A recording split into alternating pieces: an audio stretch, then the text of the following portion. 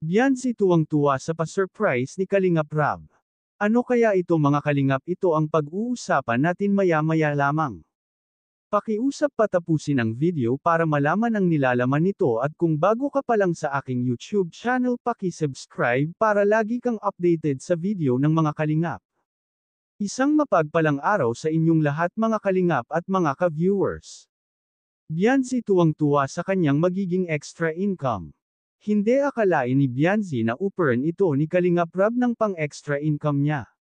Aniya noon pa daw talaga niya pangarap ang ganitong trabaho, mabuti na lang at kusang nag-offer si Kalingap Rab sa kanya.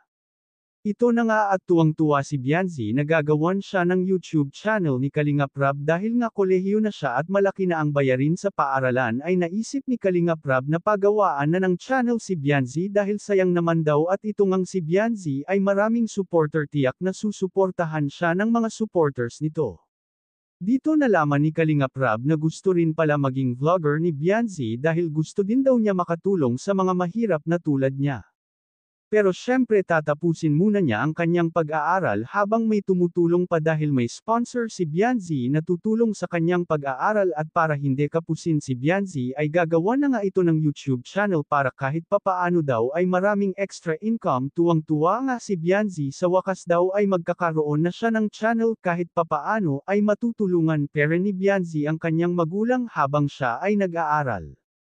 Dahil hindi biro ang tuition ni Beyonce sa pag-aaral. Kahit ang tatay ni Beyonce ay napanganga dahil sa sobrang mahal ng tuition ni Beyonce. Sinabi pa nga ni Beyonce kay Kalingap Rab na kung wala ang Kalingap siguro daw ay hindi siya nag-aaral ngayon, baka raw ay nagtatrabaho na siya ngayon.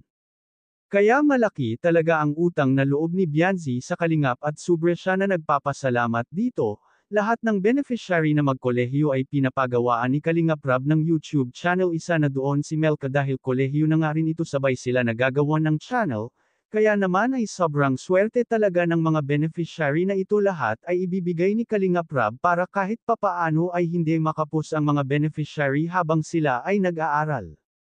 Hanggang dito na lang muna ang update ko mga ka-viewers. Huwag natin kalimutan suportahan ang ama ng Kalingap na si Val Santos Matubang at ang kanyang anak na si Kalingap Rab at ang munting channel kong ito. Maraming salamat po. God bless sa inyong lahat.